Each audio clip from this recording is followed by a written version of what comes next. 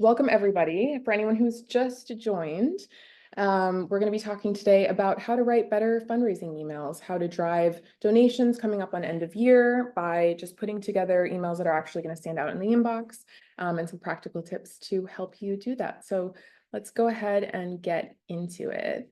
And just for anyone who's new to Feathr, Feathr is the digital marketing platform for nonprofits. So we can help you grow your audience, boost engagement, get in front of new relevant people, and drive donations year round, and especially for these big sort of giving seasons at end of year. So yeah, ads, email, reporting, all the things you need in one place to hit the goals that you're trying to hit. And we serve more than 1,500 nonprofits from a variety of different sectors, as you can see here. So hopefully one of these logos kind of resonates with you or stands out and feels similar to the work that you're doing. And I'm Issa Hasty. I'm the Senior Content Marketing Manager at Feathr. We'll be sending out the deck after the webinar, so look out for that in your inbox tomorrow morning. I included my email here just in case. Feel free to reach out to me if you ever have any questions or ideas. Love to hear from everyone. So like I said, we'll send out the deck, drop questions in the chat as we go. And I'm also going to do something new today. I'm going to ask, as we sort of go through the different themes, I might ask you guys to drop in some ideas into the chat, because obviously I'm here to try to help and offer tips, but I also want this to be a space where you all feel like you can connect with each other and exchange ideas, because I think since you're all on the ground doing the actual work, it's a great opportunity to kind of, yeah, throw out some ideas for CTAs, subject lines, things that work for you, and hopefully get some inspiration from each other. So I will be asking some questions like that throughout, and so feel free to, yeah, engage with each other. And like I said, drop questions in the chat. And if somebody asks a question and you feel like you have an answer to it, or you've done something that works for you, that you feel like is relevant to that question, feel free to drop answers in the chat as well. So I want you guys to feel like you can help and support each other in the chat here. Okay, so let's talk a little bit about the power of email in fundraising specifically. So email accounted for 28% of online revenue for nonprofits last year, according to M&R benchmarks. And that's because email, helps nonprofits to build those personal connections directly with supporters right where they are in the inbox. And it lets you do this without making a huge investment. So ideally, you have an email platform that might even be built in with other marketing tools that you use. So if you were using, an all-in-one marketing platform like Feathr or something else that lets you do advertising, social media campaigns, email all in one place, email is a really small investment in terms of how broadly you're able to reach people, and how targeted you're able to get. So high impact, low investment. That's one of the major selling points for email for nonprofits and why it works well for fundraising. And then just thinking about, end of year, Giving Tuesday, the holidays, the inbox is a super crowded place. And so you want to make sure that you are standing out in the inbox. So, making sure that you are standing out with clear, compelling subject lines, that your CTAs are clear and effective and driving action. And so, people's inboxes are overflowing with promotions, like you're competing with retail companies, other nonprofits, other fundraising appeals, everything. So the subject line is going to be the place where you're actually really going to try to stand out, get people to click through. But then in the actual email itself, like we'll get into a little bit later, you want to make sure that you're driving action through compelling language and CTAs. And then another thing to consider is that, you want to be running email in tandem with other campaign types, because like I said, you might not necessarily catch everybody in the inbox because people are experiencing email fatigue and all of these things. And so it's important to run advertising campaigns, retargeting campaigns, be tracking, that website activity and reaching people who have visited your donate page or your homepage and then left without making a gift. You want to be nudging them slowly over time, reminding them to come back. And you can do this with emails, but you can also do it with ads. You can do it on social media. And doing all of this creates sort of multi-channel, cohesive online experience for people with your brand.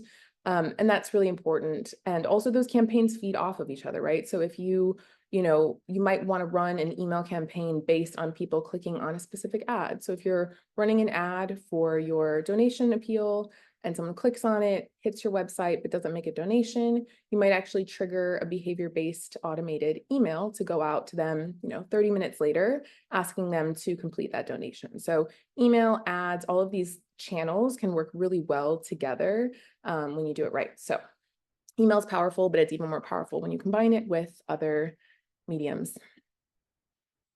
All right, and then, like I said, email works really well for nonprofits, high impact. It offers a 36x ROI. So for every $1 spent, it can return $36, which is really powerful.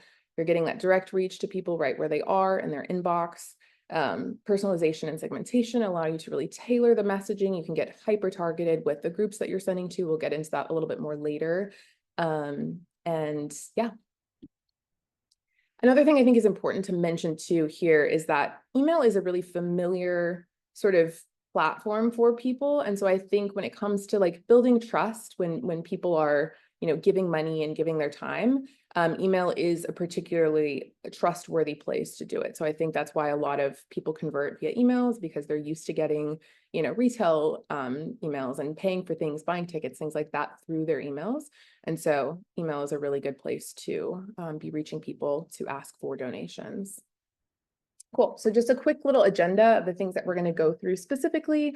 We'll talk about how to craft subject lines that'll make you stand out in the inbox. We'll talk about best practices for the layout of the actual body of your email, storytelling tips, CTA tips. We'll go through some real examples of emails, both from Feathr users and from other organizations. And then we'll talk about some sort of strategic tips for optimizing your campaign. So personalization, timing, follow-up, how to sort of continue engaging people year-round after they make that donation, or even if they don't, you want to continue to engage them in hopes that they will eventually convert. So let's talk about the specifics of creating emails. So before we get into this, I'd love if people could drop into the chat a subject line that you have used that worked well for you, that you feel like got good open rates, or maybe like one that you're thinking about testing, or an idea for a subject line that you're looking to test out this year end. So I'm going to get into like a bunch of examples in a minute, but would love to hear if anyone has any tips or specific subject lines. Anything with emojis has performed well. Yeah, I find that too when I use emojis in Feathr's marketing emails. Those perform well. Knock, knock. That's cute. Emojis can sometimes look like spam. That's true. You don't want to overuse them. So it's definitely a fine balance, but they can be impactful. Your impact in 2025 starts today. Yeah, and Peter, personalizing, we'll get into that as well, using dynamic fields to actually pull people's names into the subject line. I'm sure a lot of you do this already, but that's a really great tactic for just making the subject line itself feel personal. And when we see our own names, it obviously stands out more than anything else around it. So let us know if we shouldn't is interesting too, kind of like appealing to their emotion a bit there. A letter from executive director, founder. Okay, cool. Yeah, and I think like referencing, we'll get into this as well, but referencing, Aaron, like you said, the specific amount that can make an impact, I think is great. So actually saying a specific dollar amount and what it'll do gives people sort of that tangible sense of like, this is what's going to happen when I give this specific amount. And 840 is a higher ticket price, but you can do this with any amount. You can say $1 does this, or $10. Using questions, that's very engaging. Yep. Subject lines that look personal, not just names. Questions, yep. X days left to make an impact. Yeah, driving some urgency, incorporating like deadlines or countdowns. We'll get into that as well. Yep, looks like we have a faith-based org here. Like quoting someone, that's a cool idea. Exclusive invite. Yep, exclusivity goes a long way. Not another Giving Tuesday email. Love it. That's cute.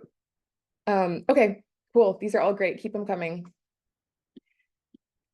Okay, so your subject line sets the stage. That is the first thing that people will see, and they won't see anything else if they don't find it engaging enough to click. So you want to keep it short, keep it compelling. I've seen recommendations that say 50 characters or fewer is the best practice here. So definitely you want to like load it with substance, but keep it short enough that it won't get cut off, especially on mobile devices. And, I think one thing I'll say sort of throughout and encourage people to remember to do is like test these things out, like look at the way that it renders on a mobile device. Actually send yourself the test email. Don't just check it on your work laptop, pull up your phone, check it there, see what's getting cut off, see how the images lay out, all of that stuff. A lot of people are going to be making donations through mobile devices. So you want to make sure that they actually can easily make those donations and see everything. And subject lines getting cut off can be a shame if you put creativity and effort into it. And the funny part is at the end or the cute part is at the end. So you want to make sure that you are optimizing that so people actually see what you're trying to tell them. Using personalization, like a lot of people mentioned in the chat, pulling people's names in.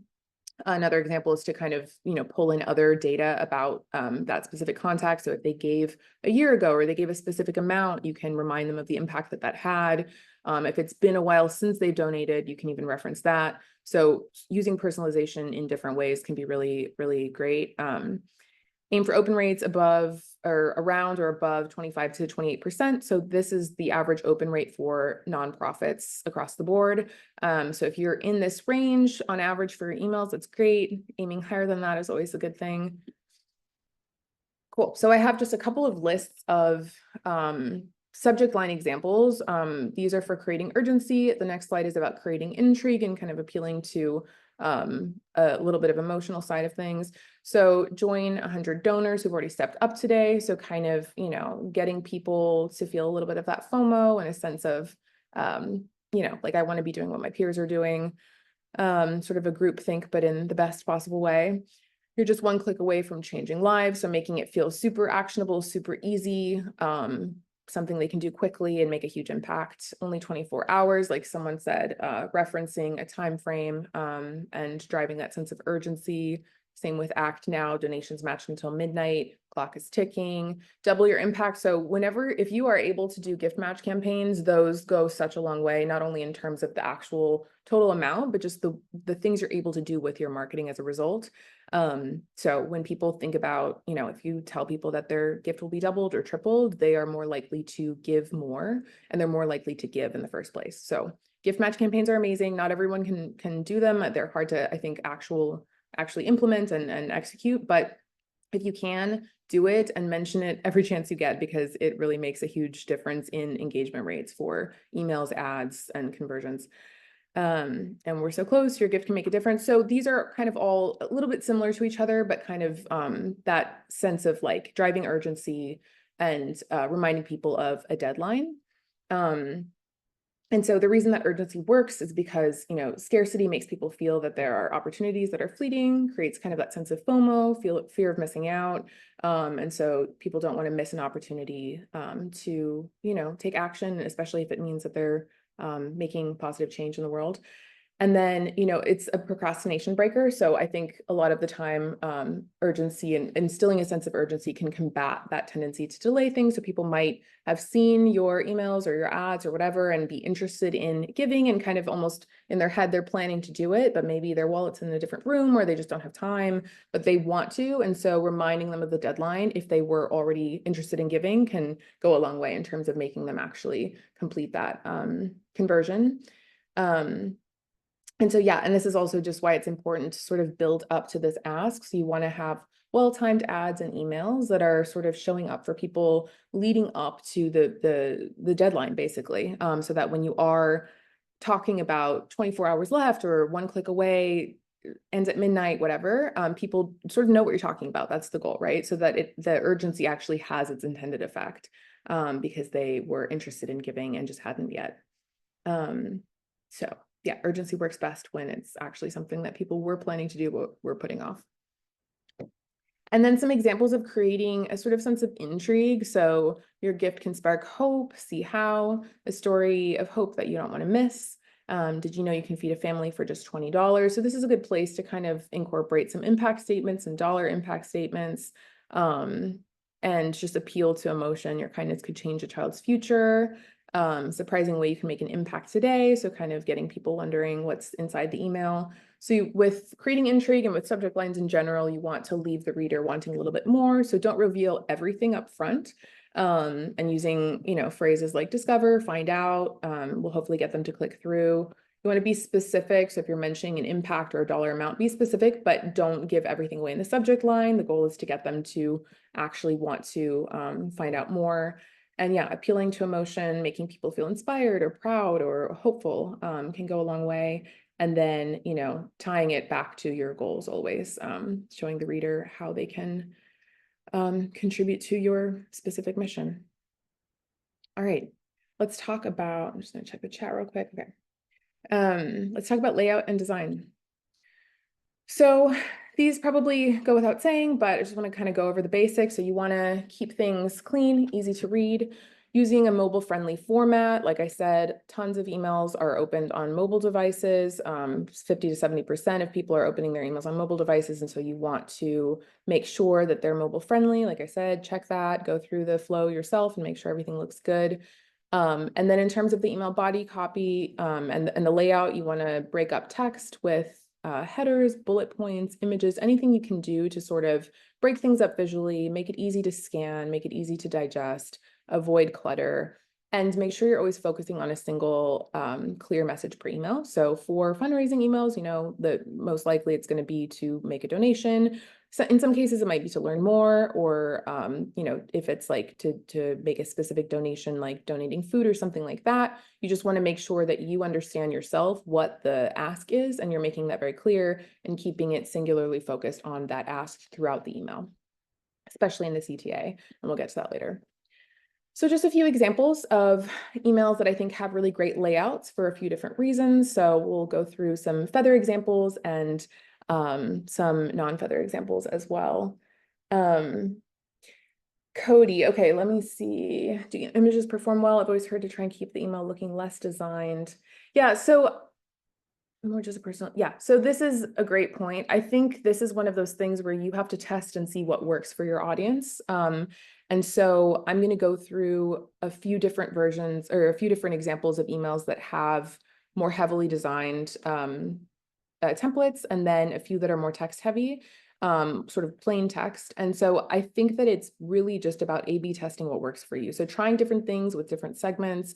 Imagery can be really impactful. It can evoke emotion. It can tell a story sometimes better than words can.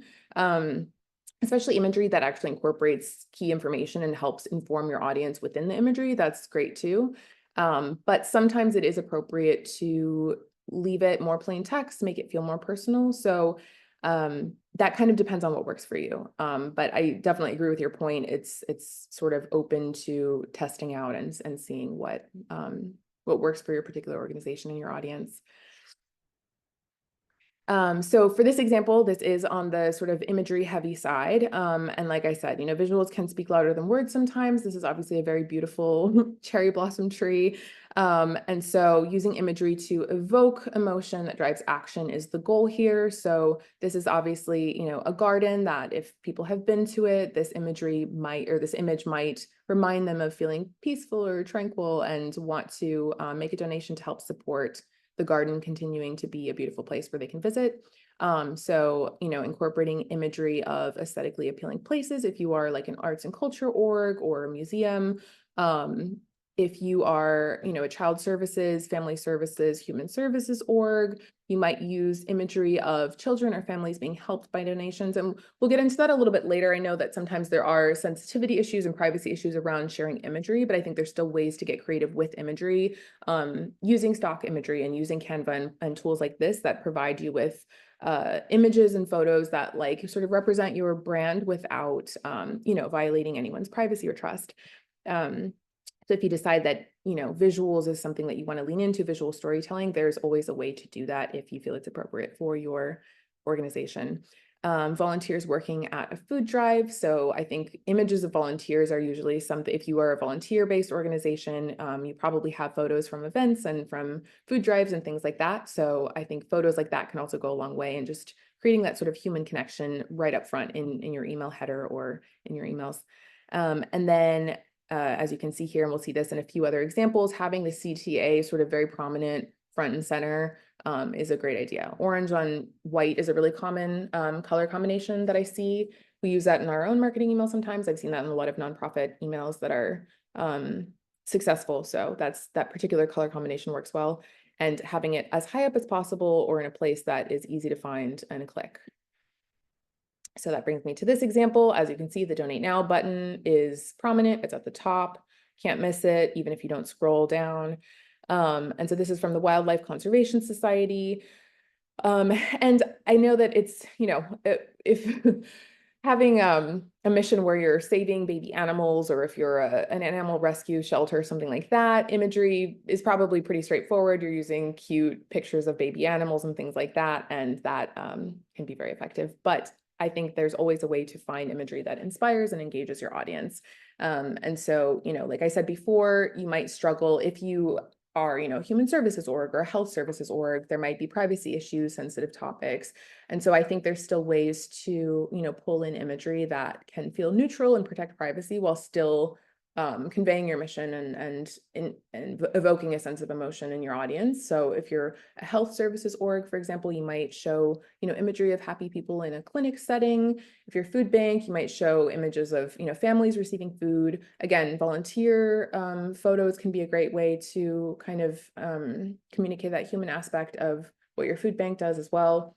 But again, all of this is at your discretion. If you don't feel like it's appropriate to use certain imagery, don't do it, but definitely lean into it if you think it could work for you, and play around with images in your headers and just making your emails like a little bit lighter on copy and more visually engaging. But like Cody said, if you feel that, leaning toward a more personalized plain text email is what works best for you, do that. And a lot of the time, a combination is what works. So sort of hitting people with different styles of email to see what works over time, and the same person might respond differently on a different day to a visual email versus a plain text, sort of more straightforward ask. So, and then this example is from the St. Louis area food bank. And I like this example because I feel like this image up here does some heavy lifting. I feel like this could almost be an ad, like a digital ad, because you see sort of the impact statement here with the dollar amount. It's, the organization's name is here, donate before the year ends. So there's this sort of sense of urgency as well as imagery that, feels heartfelt and warm. And so I think this is a great example of doing a lot with imagery, but in a way that educates and informs. And again, this is at the top. Donate today, prominent CTA, reminding people again of how far their dollars can go. And then this is from the Peninsula Community Foundation of Virginia. This is a Feathr customer. This is an email they built in Feathr. And I think that this is a cute version of just sort of driving that urgency through email with the clock, or through imagery, sorry, with the clock, and then referencing the specific amount of time that's left over. So it's a little small. Let me see if I can, I zoomed in, but you guys can't see it. It says here, hopefully you guys can read it a little bit, but sort of the final countdown, less than 7 hours. So if you are able to reference a specific amount of time left over, that can help. And then displaying familiar logos prominently. So obviously Giving Tuesday is a great example. If you're running a Giving Tuesday campaign, maybe using the Giving Tuesday hashtag or logo or things like that prominently to kind of instill that sense of familiarity and trust. And also this particular organization does an annual giving day in the spring called Give Local 757. And so they display that logo pretty prominently in all of the emails and ads they run for that giving day. Because people, local people recognize it, they've given before. And so when they see that, they know, okay, it's that time of year again, I'm gonna give. And then again, reminding them of gift matching and other reasons to give. So here, doubling your impact. So they obviously had a 2x gift match going here. And then reminding them of other incentives to get involved, to make a gift. Let me check the time here. Okay, we're good. All right, and then just like we saw here with the actual clock image, it can be really cool to actually use countdown timers in your emails as well. So these two examples are also from Feathr users. This is the Japan America Society of Washington, D.C. and this is Palmetto Community Care. Neither of these are donation appeals. These are both for events, but I thought these were really great examples of using a countdown timer. So I pulled these in here. And so this is a promo email for a festival that they're actually both for festivals that the Japan America Society hosts every year in Washington, D.C. And so this is set to 00 because the event is past, but this would show obviously the countdown to the event. It's really pretty and engaging, and I think drives that urgency. Same with this one. This is for Charleston Beer Fest. So this is an annual beer fest that they have in the fall in Charleston, and they also use these countdown timers to create that sense of, okay, your time is running out to buy tickets, do it now. And so this is a tool that Feathr offers to, and you can drag and drop it in and customize it. As you can see, these two organizations have completely different looks and feels to their brand, and they were able to customize the countdown timer to fit their aesthetics. And another point I want to make here, so this open rate is great. 59% is amazing. Click-through rate is 10%. That's also very high. So these emails perform very well. It's really important to have a platform that lets you track specifically the number of conversions from your emails and from your ads. And so Feathr lets you actually see how many conversions each email has, so you can see which ones were the most impactful. And that can be a really helpful tool when it comes to reporting and seeing, how each channel is performing, which emails actually drove the most donations.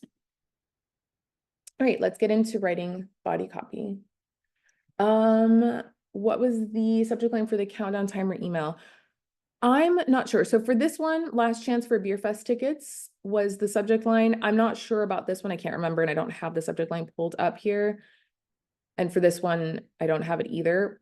I imagine they were pulling in some language about the countdown aspect and time's running out, but I'm not sure. Sorry, Trey, I don't remember. But yeah, last chance for Beer Fest tickets. And I think, for this one, it could be, obviously this header says 2 weeks away. So the subject line, you could easily pull that into the subject line and say 2 weeks left to buy tickets or something like that. So cool. Let's get into writing body copy. So you want to start strong, capture attention immediately. So obviously people might like your subject line, they might open your email, and then they can immediately bail if they're not interested in what they see. So again, making your emails visually engaging, and if you're not using a lot of imagery, making that hook really capture people and continue reading. So you can do this through a compelling story, so storytelling that evokes emotion. So, something like Maria didn't know where her next meal would come from until you stepped in. So kind of building on that idea that you can make an impact in someone's actual life, telling the story of a specific person who was helped by donations in the past. These impact statements, statistics, numbers go a long way, especially with just building authenticity and trust. So younger generations specifically, millennials, a lot of millennials, but especially Gen Z and Gen Alpha, are a lot less, I think, susceptible to traditional sort of marketing tactics and appeals. And so being as straightforward and as sort of stats driven and data driven as possible helps build that trust. So if you're able to point to like a number of people that you've been able to help, or share impact reports, or share honestly how much impact can happen from someone donating $10 or $20, that I think can be a lot more compelling for younger people. So I know a lot of nonprofits are trying to reach younger audiences these days, and that's one way to do it, is just sort of cutting to the chase, using numbers whenever possible, and just sort of using that in your hook to get people to sort of continue. And the opening line sets the tone for the rest of your email. So just like the subject line sets the tone for whether someone even clicks in, the opening line, the header of your email is going to set the tone for whether someone actually continues reading far enough to click on the CTA.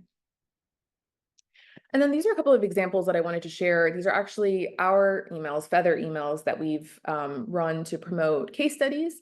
So you all might have, some of the people in this audience might have received some of these emails, so they might look familiar to you. But I wanted to use these as examples of using email headers like this to kind of break up the text. So you might have an email, a header image at the top, but then rather than getting straight into copy, you might want to leverage like a bold, larger font header like this, and even like a dividing line can create some visual intrigue. And then I also wanted to call out this. So we recently started using this as a header template. So kind of pulling in a quote.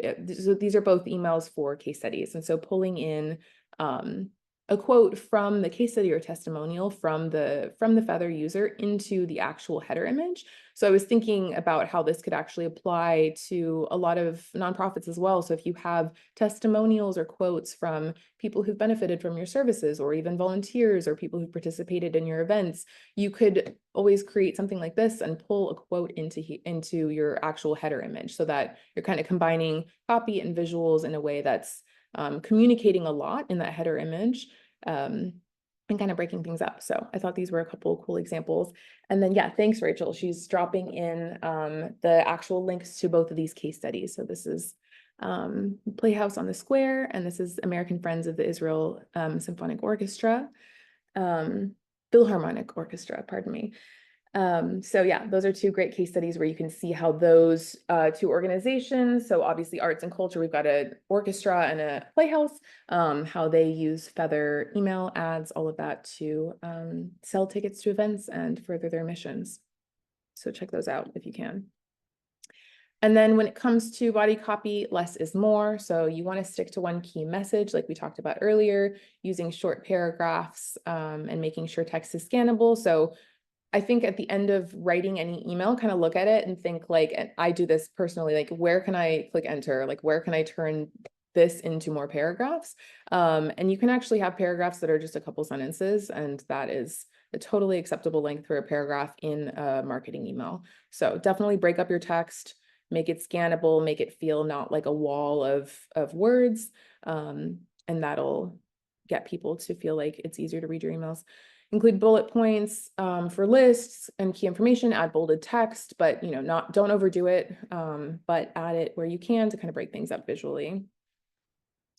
And then, yeah, here's just a quick example of, that sort of impactful scannable language. So I just pulled these two examples of like a little bit of a longer, long-winded version, and then the same thing in I think a punchier, catchier version. So our nonprofit works hard to help people, and we need you to join us today. By contributing a donation, you can help us achieve our goals of helping families in need of housing, food, and education.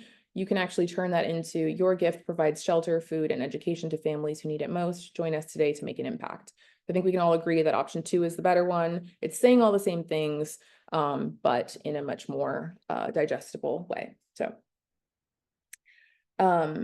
yeah, that's a great question, Megan, actually. So I was gonna touch on that now too. So I think one of the things I see a lot is nonprofits sending out really long copy heavy emails. And a lot of the time that is because you're sending emails from your CEO, your executive director. I think sometimes it is appropriate to send those longer emails if it's like a letter or something like that, right?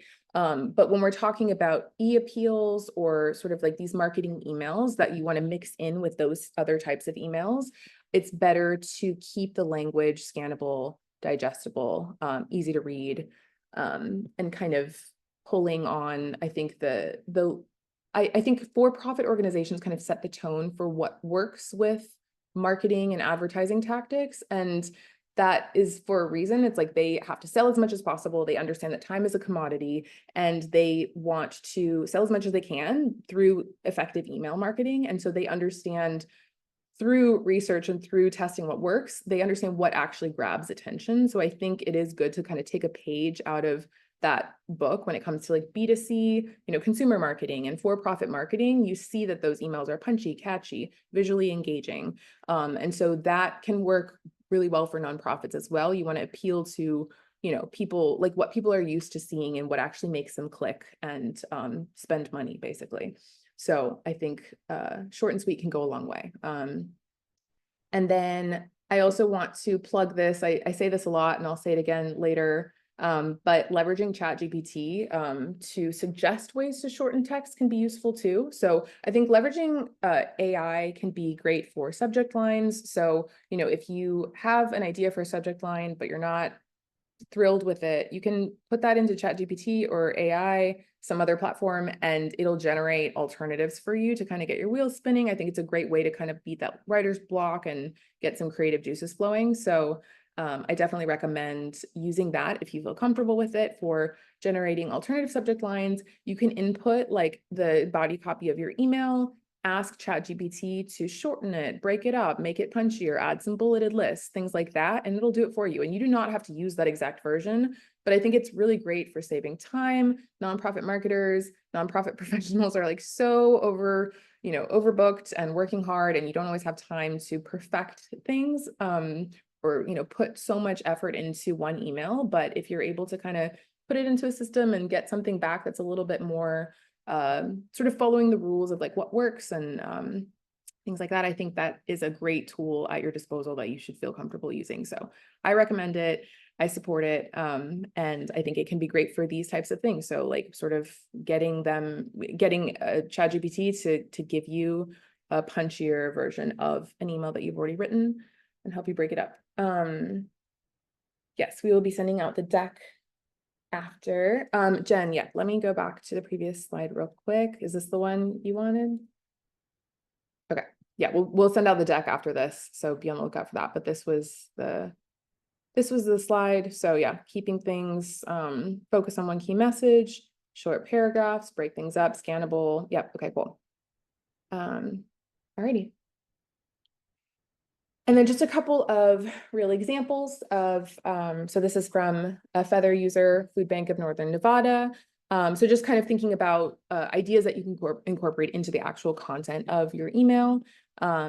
So encouraging sort of holiday spirit, if that's relevant, so leaning on that. And obviously we're approaching end of year and people become a lot more charitable at end of year. So lean into that as much as you need to, and remind people of the impact that they've already had. So I think this email, yeah, so with the support of friends like you, the food bank has provided over 21 million meals last year. So really like pull in those impact statements as much as you can to not only sort of encourage people to give because they will have an impact, but remind them, they might have given already. And so you want to remind people that the impact, that the dollars they've given to you go to something real.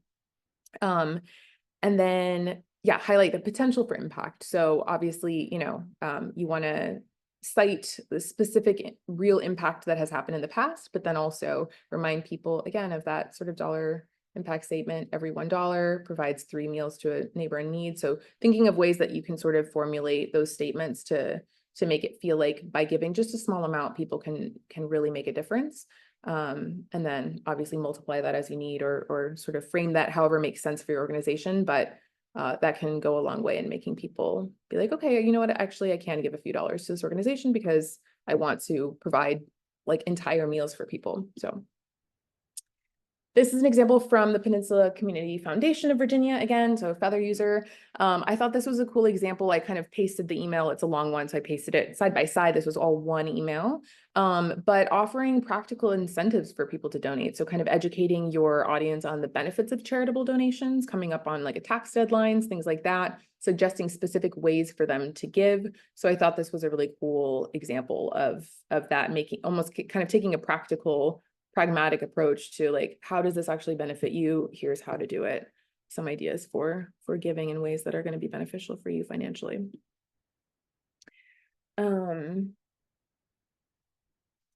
Okay, I'm going to come back to some of these questions after. I just want to make sure we're powering through the content. Okay, so let's talk about crafting a strong CTA. So let's take a pause real quick.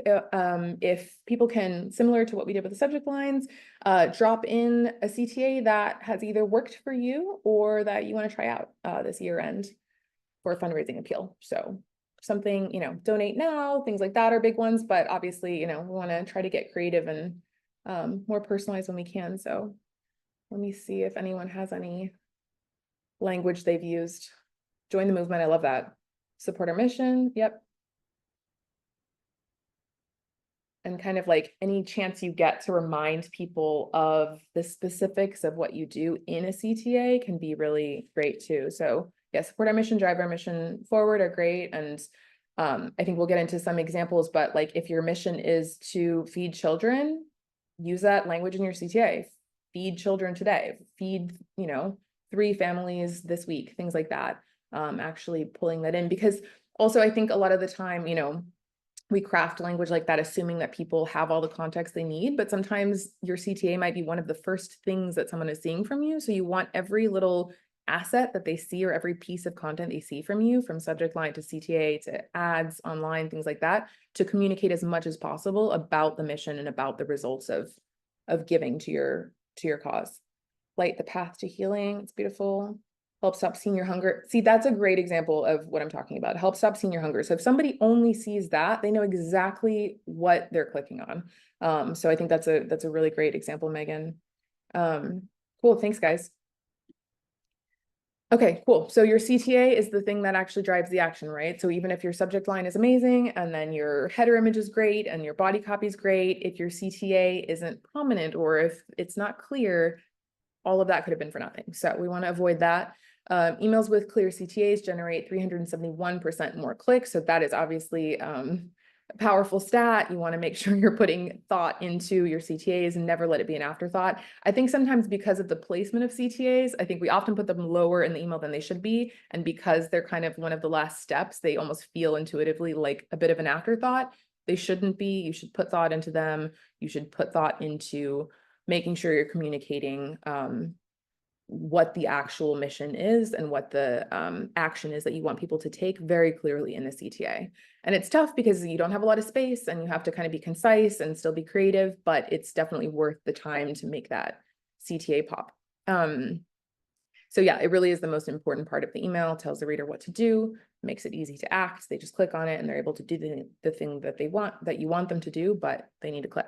So in terms of benchmarks for this, you want to make sure you're aiming for click-through rates of around 3.3% or above. So that's the industry average for nonprofits. So your CTRs in emails, you want to be hovering around 3.3%.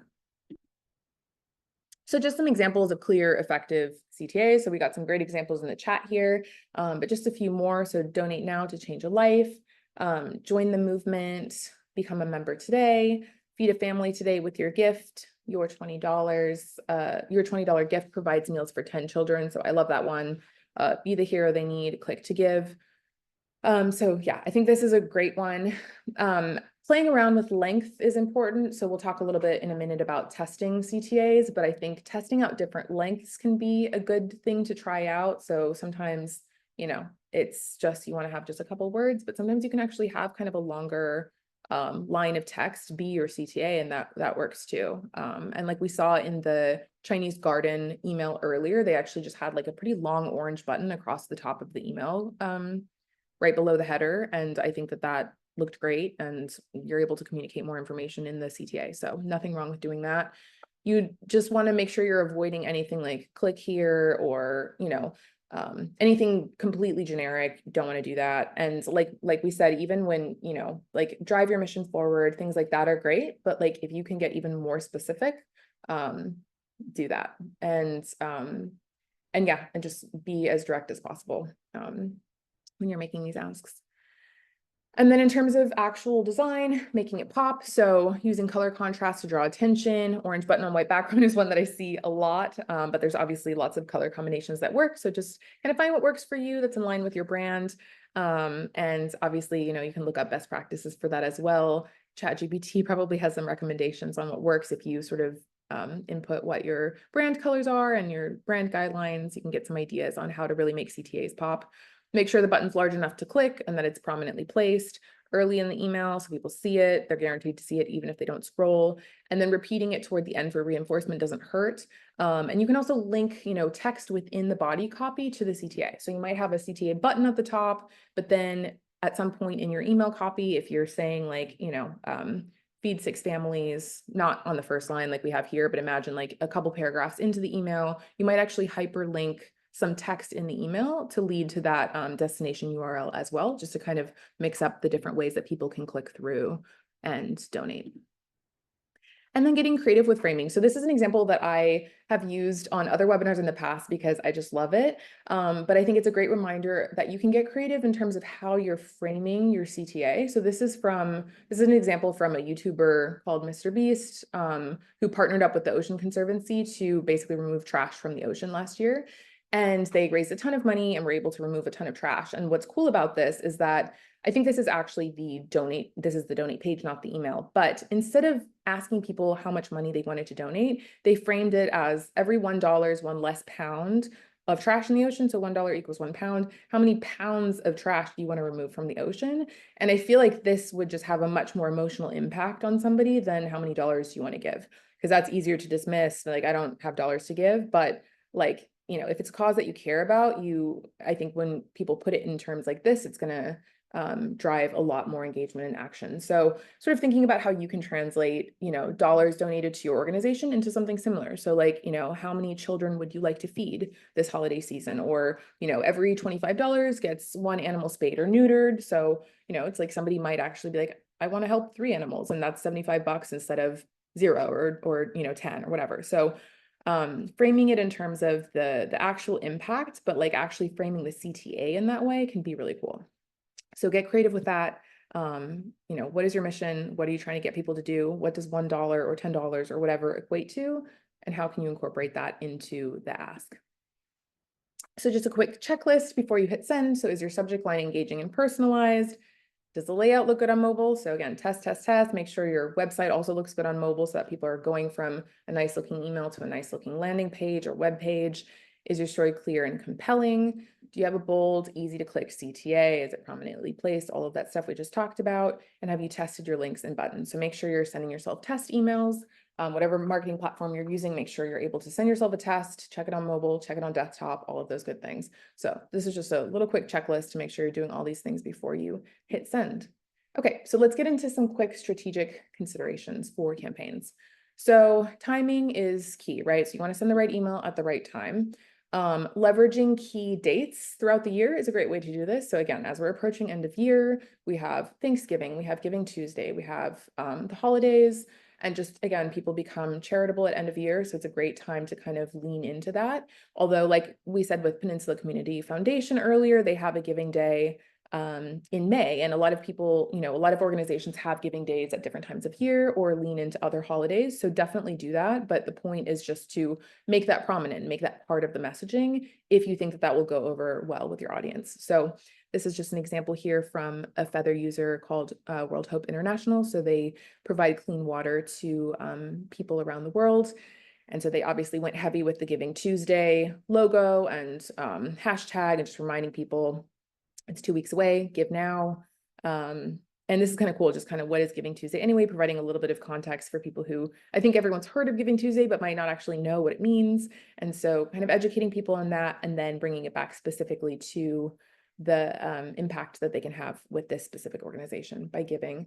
And then this is another example from Peninsula. I obviously love this customer, pulled lots of examples from them, but this is just an example of an email that they sent around Christmas time for the Children's Holiday Fund that they were running. So they were trying to get donations for kids around Christmas time. Be a Santa today. I think that's really cute. Like, don't be afraid to get playful and creative and see what works. So obviously asking someone to be a Santa will make them feel warm and fuzzy and feel like they're playing a big role in making some kids happy. So I think definitely, yeah, leverage the holiday spirit when you can, or just these key dates that people will recognize and that feel familiar to them.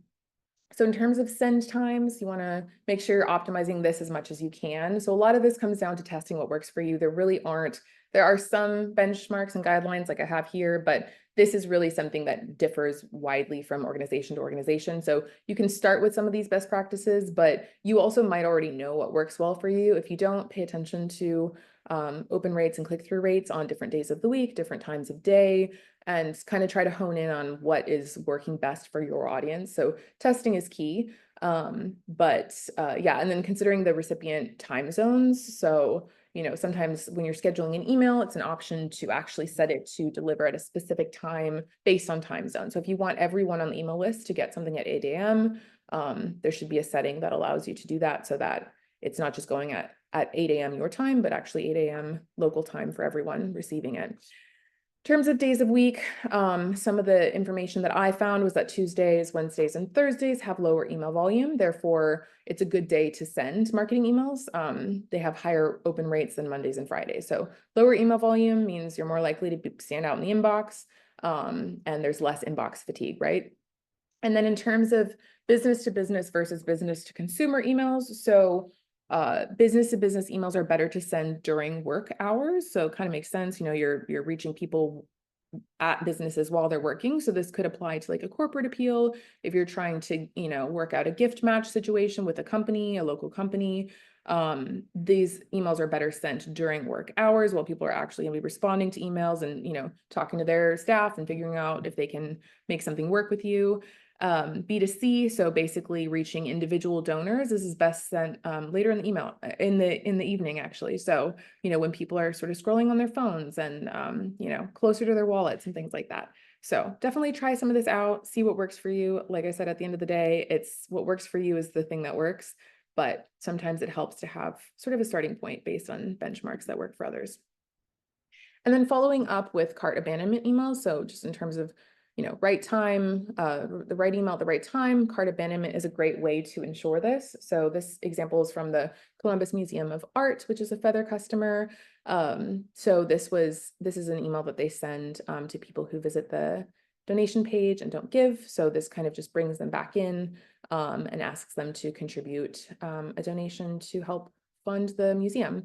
And so basically, cart abandonment emails, again, I'm sure a lot of people on here run those, but if you're not familiar, it allows you to trigger an automated email based on an action that someone took. So this could be visiting a specific page on your site, like your donate page, but then not making a donation. It could be clicking on a Facebook ad that you have running, getting to your homepage, things like that. So you can basically, set the trigger to be whatever makes sense for you. And if you have that person's email, so if they've filled out a form before or donated before, attended an event, things like that, if you have their email, you can trigger an email to automatically go out based on the thing they did.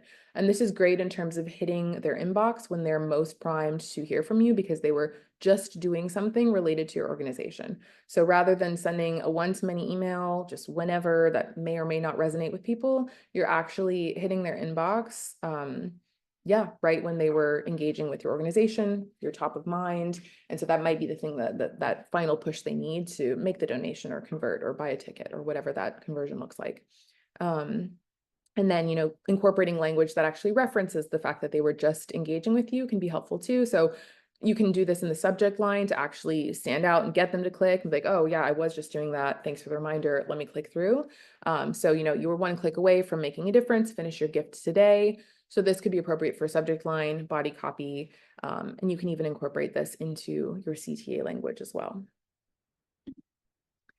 And then, making your email feel personal. So segmentation goes a long way when it comes to personalization. So being able to kind of group donors based on giving history. So if they're a first-time donor, a lapsed donor, so maybe they haven't given in a while and you want to re-engage them, major donors, things like that. So these people should all be receiving different messaging. You wouldn't want to send the same email to a first-time donor of $5 and someone who's donated, $10,000 in the past. So definitely want to lean into segmentation with your email platform as much as you can, and hone those groups and kind of see what resonates with which groups. And you're going to have better open rates, better click-through rates, especially, and better conversion rates when you're personalizing the content to what the actual group is interested in or what they've done in the past. So tailoring, to their levels of engagement, things like that. So, you can even create that sort of exclusivity as one of our loyal supporters. We wanted to share this exclusive update, things like that. And so, I think another example is like younger people, like we talked about earlier, trying to appeal to Gen Z and younger donors. One thing to keep in mind is that they don't always have as much money disposable to give, or they might be less willing to give to an organization that they're not familiar with. And so offering other options, so maybe to give a smaller amount, or like if you do have a gift match campaign, really leaning into that to make people feel like, okay, your amount is going to be doubled or tripled. So you can give a small amount and it will go a long way.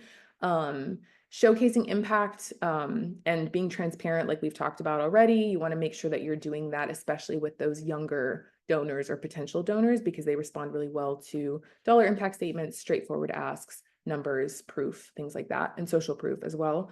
And then showing gratitude no matter the amount. So the goal is to turn everyone into a donor, and ideally a bigger donor as they acquire more money or get more engaged with your cause. And so treating everyone as a potential large donor is a great way to think about how you're thanking people and showing gratitude. So all that to say, segmenting your list, making sure that you're kind of pulling in some of those ideas that we just talked about into the messaging that you're sending to each of these groups, depending on who they are and what resources they have to actually give and their interests. Okay, and then using dynamic fields, so pulling names into subject lines, into the greeting in your email, things like that to personalize.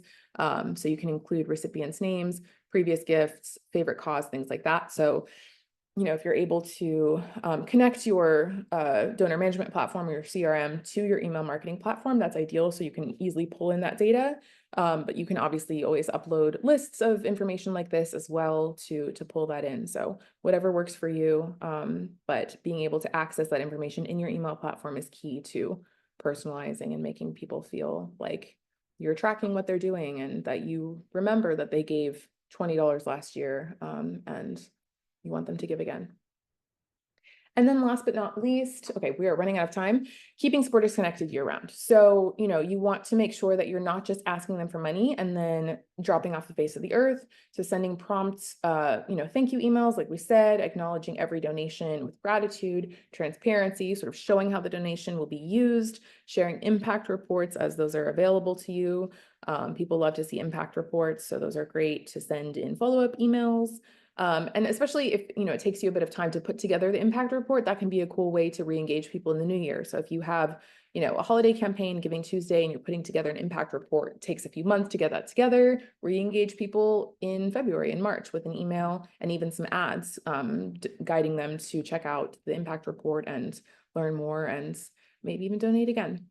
And then, don't only make asks, make sure you're providing value. So you want to make invitations to participate in other ways, volunteering, sharing your campaigns on social media, things like that. Inviting them to events, all of that good stuff. And then staying top of mind. So communicating regularly through newsletters, updates. So if, they make a donation, hopefully you can get them to also subscribe to more communications from you.